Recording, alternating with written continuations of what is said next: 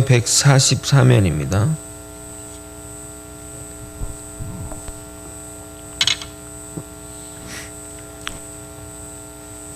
저와 번갈아 교독하고 마지막 절 함께 읽겠습니다. 사흘째 되던 날 갈릴리 가나에 혼례가 있어 예수의 어머니도 거기 계시고 예수와 그 제자들도 혼례의 청함을 받았더니 포도주가 떨어진지라 예수의 어머니가 예수에게 이르되 저들에게 포도주가 없다 하니 예수께서 이르시되 여자여 나와 무슨 상관이 있나이까 내 때가 아직 이르지 아니하였나이다. 그의 어머니가 하인들에게 이르되 너희에게 무슨 말씀을 하시든지 그대로 하라 하니라. 거기에 유대인이 정결 예식을 따라 두세 통 드는 돌 항아리 6이 놓였는지라.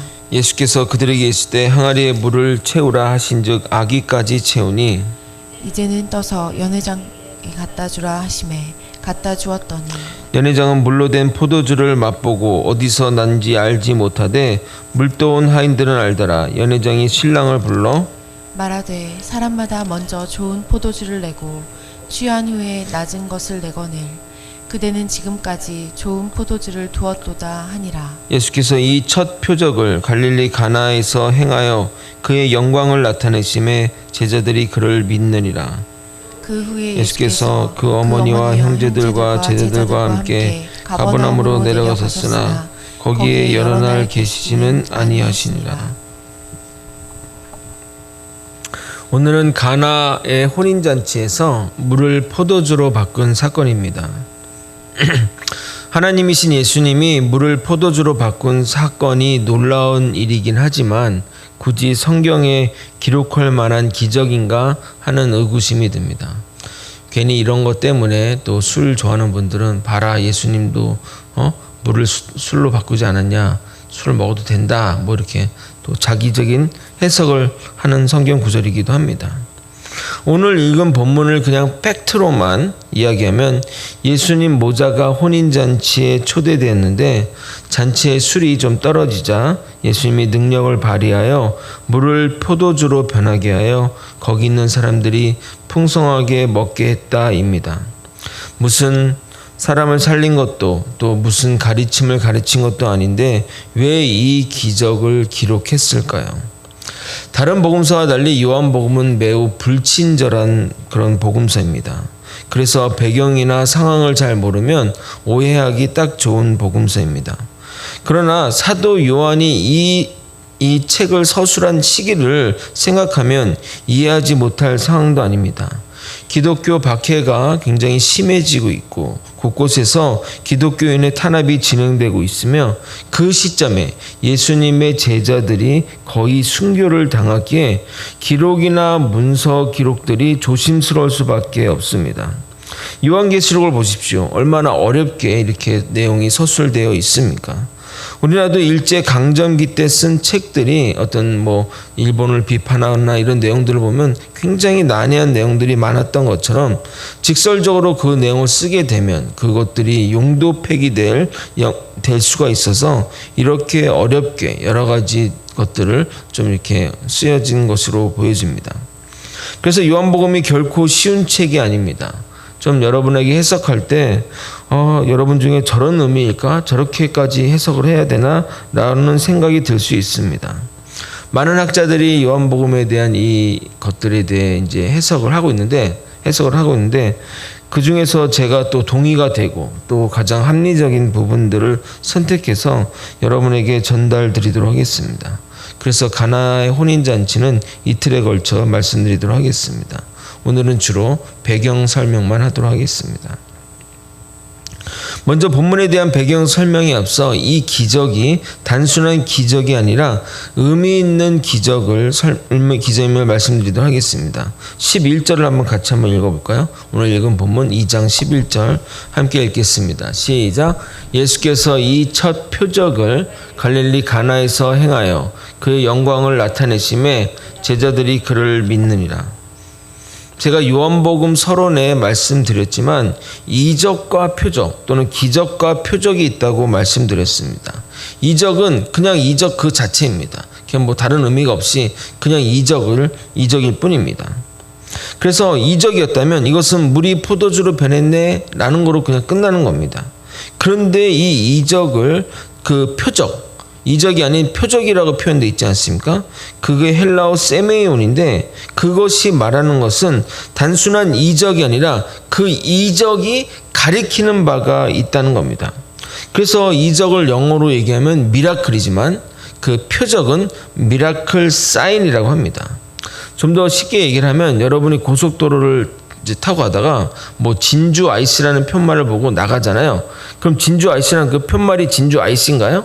아니죠. 저쪽으로 가면 진주 아이스가 있다는 거잖아요. 그러니까 그 편말이 진주 톨게이트를 가리키는 겁니다. 그러므로 그 사인, 이 물이 포도주가 변한 그 사인이 가리키는 것이 있다는 겁니다. 가리키는 것이 있는데 그것이 바로 무엇이냐면 예수님이 어떤 분이신가를 보여주는 것이 그 기적의 의미인 겁니다. 요한복음에는 이 7이라는 숫자가 굉장히 연관돼서 나오는 것이 많은데 이러한 표적이 12장, 12장까지 7개가 나옵니다. 그 7개 표적 모두 예수님이 어떤 분이신지를 나타나며 그 표적들의 그림들, 표적이 나타내는 것들을 그림을 짜맞췄더니 이 첫 번째 표적은 요 그림이고 두 번째 표적은 요거고 이렇게 그림을 딱 짜맞췄더니 십자가가 나오게 됩니다. 그래서 자연스레 십자가의 길로 나아가는 것이 그것들이 이 요한복음이 나타내고자 하는 바입니다. 근데 다른 복음서, 다른 공간 복음서는 이 십자가가 고난의 길 또는 희생의 길로 묘사됐다면 요한복음은 영광의 길로 묘사가 되었습니다.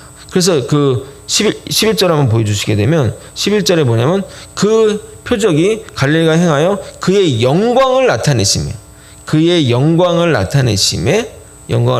했던 표현이 그 십자가의 길로 간다는 얘기입니다. 제자들이 그를 믿으니라.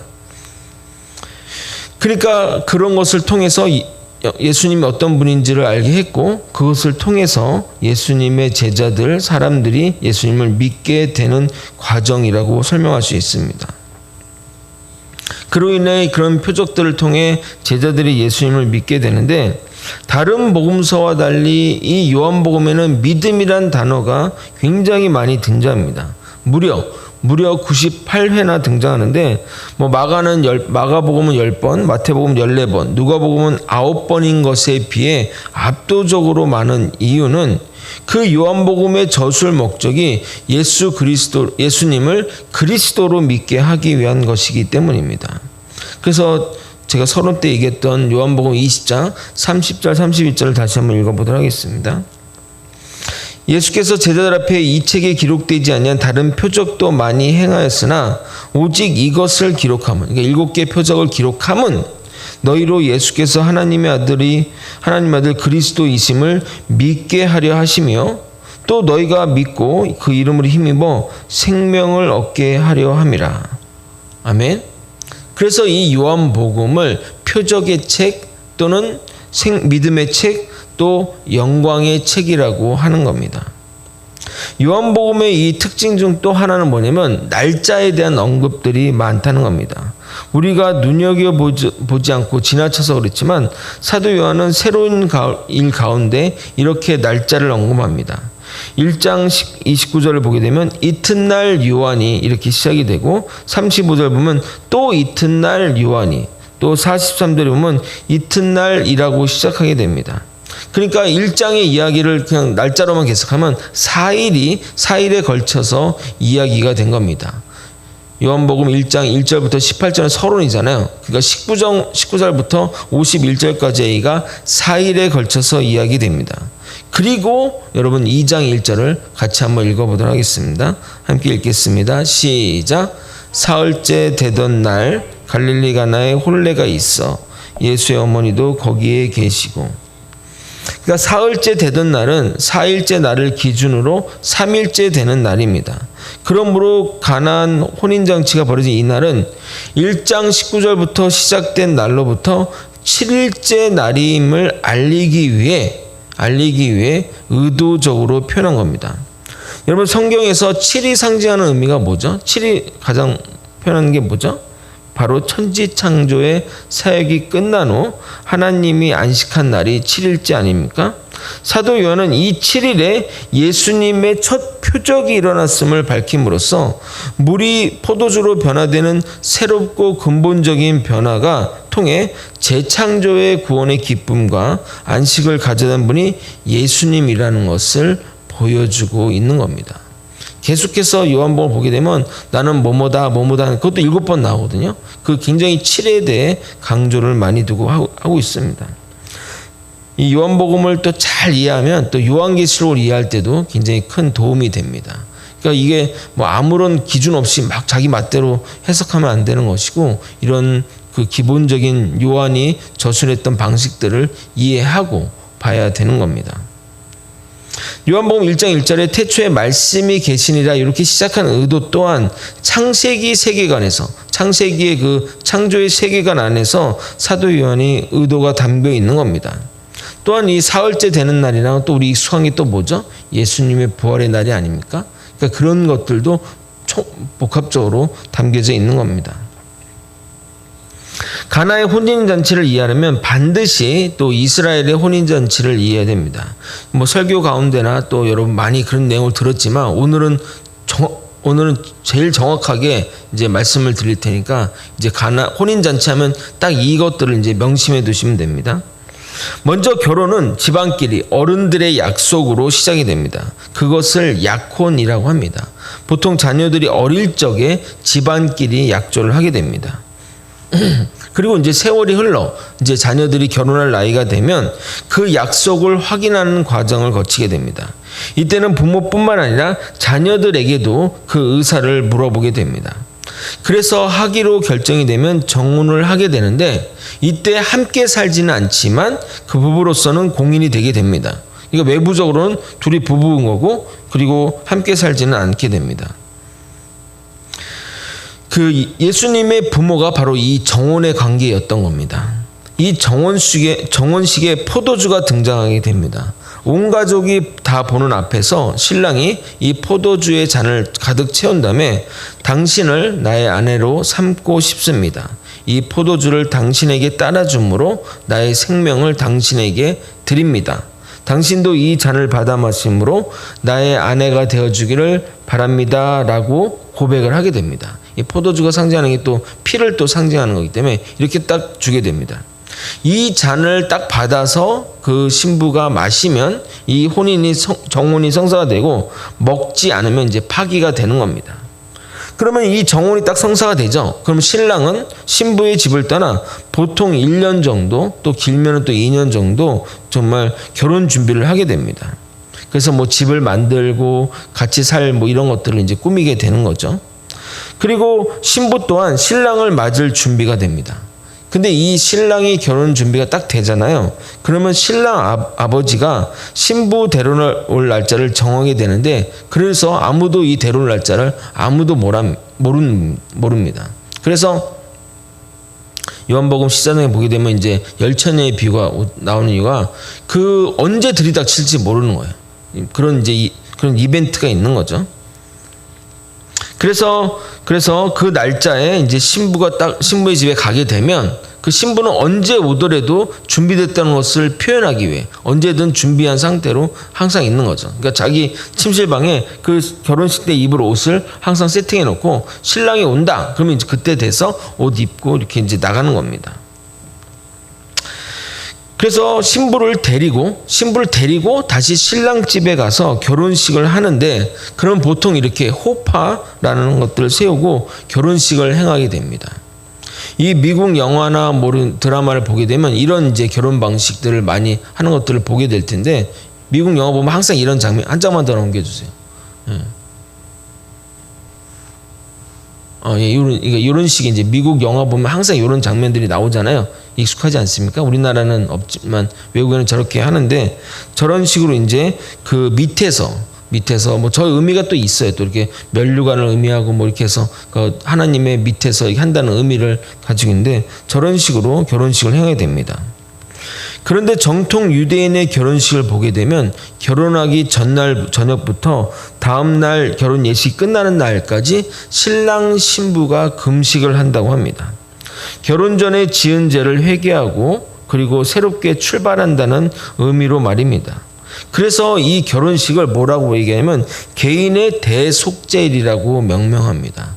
1년에 한 번씩 제사장이 그 이스라엘 민족의 죄를 대신해서 대속죄를 가지잖아요. 그러니까 이제 그런 의미로 그 신랑 신부가 결혼식 전날 저녁부터 결혼식 당일까지 금식을 함으로써 속죄의 의미로 이렇게 한다는 겁니다. 이처럼 이렇게 결혼이 굉장히 신성한 의미인 거죠. 결혼식 절차나 행위나 이런 것들이 이렇게 하는 것들이 여러분 그런 것들이 이게 무슨 형식이 이렇게 복잡하냐 하겠지만 저는 그런 게 굉장히 의미가 있다고 생각합니다.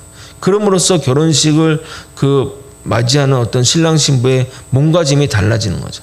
요즘 주례도 없이 그냥 자기네끼리 서약하고 대충 혼수도 생략하고 하는데 저는 그게 허례허식이라고 비판하긴 하지만 그렇게 그런 과정을 통해서 이게 가정과 가정과의 결합이고 또 이 결혼식이 정말 수많은 사람들의 이런 것들을 통해서 결혼되는 것을 통해서 결혼식에 대한 신성함과 신랑 신부 이런 것들이 있는데 요즘 너무 간단히 하죠.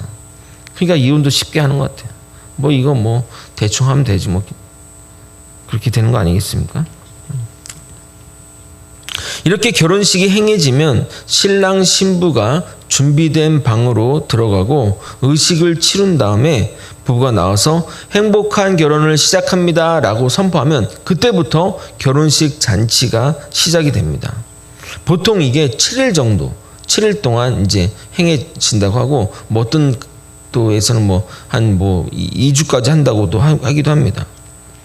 그러므로 이 신랑의 가족들은 이 결혼식을 위해 오랫동안 준비해야 되고 그리고 결혼식에 오는 사람들을 잘 대접하는 것이 준비를 잘한 그 이유가 그 배경이 되는 겁니다. 그래서 음식이 남는 경우는 상관이 없지만 음식이 떨어진다는 것은 상상할 수 없습니다. 음식이 모자라면 또 만들면 되잖아요. 근데 이 포도주는 또 별개의 문제입니다. 또 급하게 또 구할 수도 없고 우리가 착각하는 것 중에 하나가 이스라엘은 포도주가 흔한 걸로 알고 있지만 이스라엘에서는 포도주가 굉장히 귀한 술이고 아무 때나 먹을 수 있는 술이 아닙니다. 지금은 이제 그러니까 결혼식 때만 갈 수 있는 그러니까 일반 사람들은 결혼식 때만 먹을 수 있는 술이 포도주였습니다. 지금은 흔하지 않지만 우리 과거 어릴 적에 결혼식만 가면 뷔페를 먹을 수 있었잖아요. 그러니까 결혼식 가면 굉장히 따라가고 싶고 나도 좀 데려가면 안 돼? 했던 게 기억이 납니다. 지금 워낙 먹는 게 많고 많으니까 그런 의미가 없는데 그런 것처럼 결혼식 때만 먹을 수 있는 게 이 당시 포도주였습니다. 그래서 결혼식에서는 절대 떨어져서는 안 되는 것이 포도주였습니다. 이런 속담이 있다고 합니다. 신랑은 빠져도 포도주는 빠지면 안 된다고 말입니다. 그러니까 그 기쁨의 축제를 압축적으로 그러니까 우리가 이제 옛날 아까 말씀드린 대로 결혼식 하면 뷔페 이렇게 생각하는 것처럼 뷔페 생각하는 것처럼 결혼식 딱 하면 그게 바로 포도주라고 보면 됩니다. 그러니까 이 포도주가 떨어졌다. 이거는 정말 이 혼주와 혼주 쪽에서의 치명적인 실수로 여겨졌습니다. 손님을 잘 못 대접한 것이며 더 나아가 이 결혼이 정말 미신적인 것도 있지만 잘못되지 않냐? 파토가 되지 않나? 이런 것들로 불운의 의미로 여겨질 정도였다고 합니다. 그런데 왜 첫 번째 표적의 장소가 결혼식이었을까요? 다른 곳도 많은데 말입니다. 하나님은 인간과 언약의 관계를 성경에서는 결혼 또는 혼인잔치로 많이 묘사합니다. 우리가 하나님과 언약을 맺는 것은 결혼하는 것이고 그 언약을 깨는 행위, 다른 이방신을 섬기는 것을 간음이라 표현한 이유가 여기에 있습니다. 이사야 선지자는 하나님이 우리를 구원한 사건을 결혼으로 묘사합니다. 이사야서 62장 5절 읽어드리도록 하겠습니다. 마치 청년이 처녀와 결혼하는 같이 내 아들들이 너를 취하겠고 신랑이 신부를 기뻐한 같이 내 하나님이 너를 기뻐하시리라. 사도 요한도 우리가 주님의 복음을 받아들이는 것이 어린 양의 혼인잔치에 부름을 받았다고 묘사합니다. 요한계시록 19장 9절입니다. 천사가 내게 말하기를 기록하라. 어린 양의 혼인잔치에 청함을 받은 자들은 복이 있도다 하고 또 내게 말하되 이것은 하나님의 참되신 말씀이라 하기로. 그러니까 하나님 나라의 잔치를 표현하기 위해 혼인잔치보다 적절한 표적의 장소가 없었던 것입니다. 그리고 그 당시 혼인잔치 특징 중 하나는 웬만한 사람이면 다 초대되었다는 겁니다. 사돈의 팔촌까지 부르는 것이 유대의 결혼 전통이었고, 초대받은 사람은 미리 없으면 가는 것이 예의였습니다. 이 모든 것이 상징하는 바가 장차 있을 천국 혼인잔치에 많은 사람들이 모여 그리스도가 베푸는 값없이 베푸시는 구속의 은혜를 마음껏 누리게 하는 것을 암시하고 있는 겁니다. 그런데 여러분, 혼인잔치를 예화를 들었잖아요. 근데 혼인잔치의 주인공이 누굽니까? 보통 신랑 신부 아닙니까? 그런데 이 비유에서는 신랑과 신부는 거의 등장하지도 않고 주인공으로 등장하지 않습니다. 마치 이 장면만 보면 주인공이 예수님처럼 보입니다. 이것 또한 표적이 보여주는 가나안 혼인잔치의 그림인 것입니다. 오늘은 여기까지만 하도록 하겠습니다. 말씀을 정리하겠습니다. 우리는 가나 혼인잔치가 예수님이 누구신지를 나타내는 표적이라고 말씀드렸습니다. 가나안 혼인잔치는 하나님 나라의 천국잔치를 의미하는 것이고, 그 잔치의 주인공이 예수님임을 보여줍니다. 잔치의 핵심인 포도주를 잔치의 주인공인 예수님이 제공함으로써 천국 잔치날에 주님이 베푸실 구원의 은혜를 보여주고 있는 겁니다. 우리는 향후 하나님의 천국잔치에 초대받을 것입니다. 우리 모두는 주님이 베푸시는 것을 값없이 누리게 될 것입니다. 그날을 기대하며 또 그날을 기다리며 주님을 믿고 따르는 저와 여러분이 되시길 예수님의 이름으로 소망합니다. 기도하시겠습니다. 하나님 아버지, 요한복음의 말씀을 잘 깨달아 아버지 우리에게 허락된 하나님의 천국잔치가 무엇인지 알 수 있고, 그 믿음으로 예수 그리스도가 누구신지 잘 믿음으로 아버지 끝까지 구원의 복음이 우리 삶의 가운데 아버지 머물도록 이끌어 주시옵소서. 주님을 믿는 것이 참된 복이며 주님을 믿는 것이 우리의 영원한 운명이 결정되는 삶임을 깨닫고 믿음으로 살아가는 우리 모두가 되게 하여 주시옵소서. 사랑이 많으신 예수 그리스도 이름 받들어 기도드리옵나이다. 아멘. 주기도문으로 예배를 마치겠습니다.